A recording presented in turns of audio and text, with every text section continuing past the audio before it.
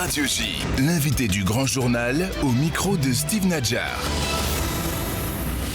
Bonjour Franck Tapiro. Bonjour Steve. Merci d'être avec nous. On a l'habitude de vous écouter le mercredi dans cette émission, mais vous êtes aujourd'hui, en ce jeudi, notre invité. Je rappelle que vous êtes communicant, publicitaire, fondateur notamment de l'agence Chutzpah.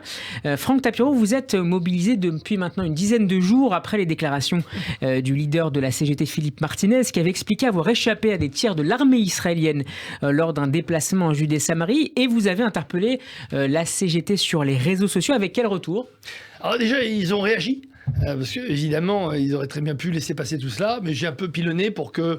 D'abord, ça a été repris plusieurs fois. J'ai même fait un parallèle entre un portrait de Carlos, le fameux terroriste, et celui de Martinez, en expliquant que les preneurs d'otages et les terroristes avaient toujours fait bon ménage. Et ça, je pense que c'était le coup de trop pour eux. Donc ils m'ont dit, ça vole très haut, Monsieur Tapiro. J'ai écouté ce qui vole très haut, ce sont les mensonges de votre président, de Philippe Martinez. Donc à un moment... S'il veut venir s'expliquer avec moi à la radio, sur évidemment Radio J, ou à la télé sur mes amis des 24 News, quand il veut. Et là, au moins, on pourra débattre, un vrai débat.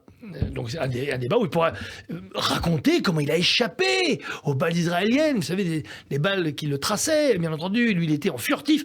Enfin, le type s'est cru dans Call of Duty. Il a confondu un jeu vidéo avec la réalité. Une opération antiterroriste bien en Judée-Samarie. Ce qui était énervant dans cette histoire, ce qui est, à part le mensonge, à part la mythomanie, c'est que le contexte en Israël, c'était juste une recherche de 2 terroristes par l'armée israélienne suite à un assassinat de 2 soldats à quelques jours d'intervalle. Et donc, quand on sait le drame que représente la perte d'un de nos soldats, surtout d'une façon lâche, encore que c'est au front, quand c'est au combat, pendant un temps de guerre, on va dire qu'il y a une forme d'équilibre des forces, mais quand c'est un attentat odieux, surtout sur des jeunes, elle avait 18 ans, je crois, cette jeune femme, et 21 ans pour le garçon, c'est un drame en Israël. Donc quand on va quadriller un terrain pour essayer de retrouver des terroristes, et quand on a quelqu'un de la CGT qui est là au même moment pour une autre histoire, pour une affaire politique et syndicale, je ne critique pas. Qui n'a absolument aucun lien avec l'actualité au Moyen-Orient. Mais il s'est dit, je vais me reconnecter à ça, parce que comme j'étais pas à Paris, comme j'étais pas en France pour l'histoire de Total, il faut que je donne une bonne raison. Et la bonne raison, évidemment... C'est ça qui explique, selon vous, la raison pour laquelle il a démarré mais évidemment, il faut... sa prise de parole par Israël. Les Juifs ou Israël sont toujours le bon prétexte, le punching ball et le bouc émissaire de tout le monde. Donc là, il s'est dit, mais c'est génial, je vais dire que je suis un héros, en fait. Call of Duty, j'ai échappé aux balles israéliennes, et j'arrive en héros pour essayer d'échapper maintenant aux balles du gouvernement vis-à-vis de Total. Ce mec est un mec dangereux.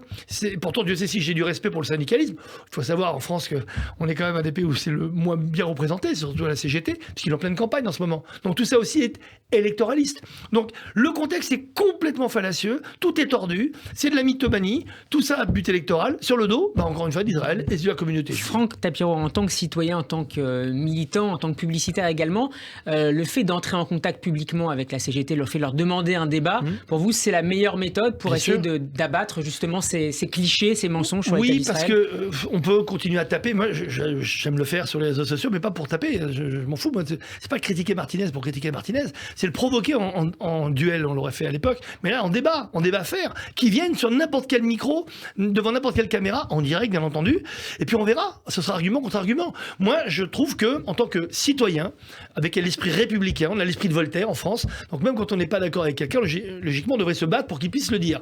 Là, je peux me battre pour qu'il puisse le dire, mais ce qu'il dit, c'est n'importe quoi. Donc je vais le prouver que c'est n'importe quoi. Et je lui demande de venir en terrain, en terrain neutre. Alors, s'il estime que Radio J, c'est pas un terrain neutre, parce que j'attends juste cette petite remarque, ou I24, qui choisissent n'importe quel autre média, je serai son homme. Est-ce que la CGT vous a d'ailleurs répondu sur cette proposition ? Non, ils ont envoyé 2 petits messages un peu flous, et là j'attends, donc je les relance tous les jours.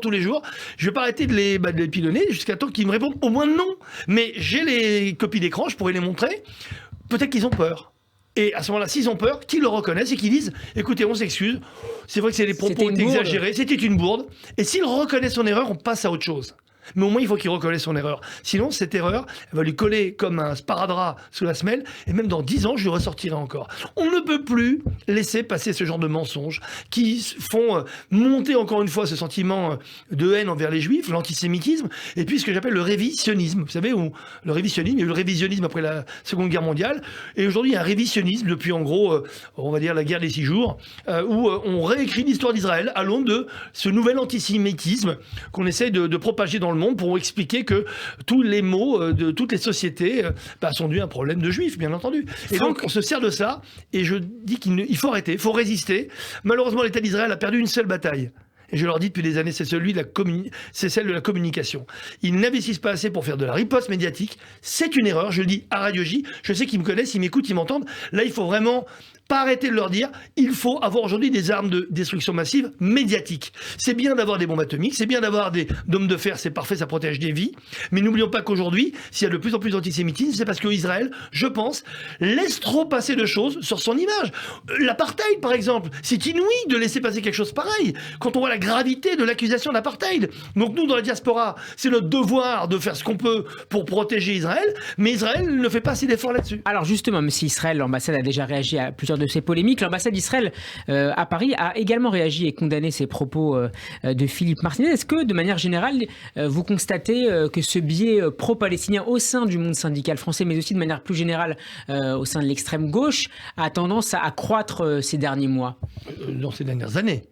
Mais encore plus avec l'apparition, enfin le renforcement de la présence politique de la NUPES à l'Assemblée nationale. Mais bien entendu, mais vous savez, l'importation du conflit israélo-palestinien, comme s'il y avait une guerre entre Israël et la Palestine qui n'existe pas encore, on parle que de faux là.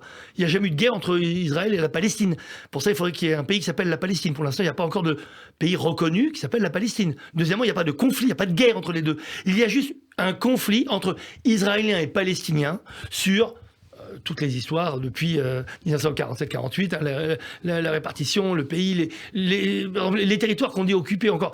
95% des gens en France pensent encore que Gaza est un territoire occupé. Ils oublient qu'il y a eu un retrait en 2005 d'Ariel Sharon et que c'est aujourd'hui malheureusement le Hamas qui a pris la main. Donc aujourd'hui, je suis moi aussi pour une forme, d'abord lutter contre le révisionnisme, contre ce mal, cette nouvelle pathologie. Est-ce que vous vous inquiétez, Franck, que cette parole soit de plus en plus présente à l'Assemblée nationale, notamment par la voix de la NUPES ? Si on laisse faire ce genre de choses, ce genre d'apportation, d'abord, pour le grand public, c'est terrible, parce qu'on leur donne encore une fois une bonne raison de croire que tous leurs problèmes viennent de là. Mais quand les politiques reprennent cela, quand les politiques s'appuient là-dessus, quand la gauche, avec ce qu'on appelle l'islamo-gauchisme ou l'islamisme-gauchisme, si on veut être vraiment très précis en termes de sémantique, parce que c'est pas l'islam qui pose, c'est l'islamisme qui pose un problème, eh bien, à ce moment-là, tout le monde se fait complice de ce bruit qui dit, voilà, aujourd'hui, on est proche du mental des Palestiniens, de la défense de la cause palestinienne, et en France, ça a du sens. Pourquoi ? Parce que les populations de la deuxième ou troisième génération de l'immigration qui n'ont rien de palestinien, ils sont maghrébins, pour la plupart ils ne connaissent jamais, ils ne sont jamais mis un pied en Israël ou en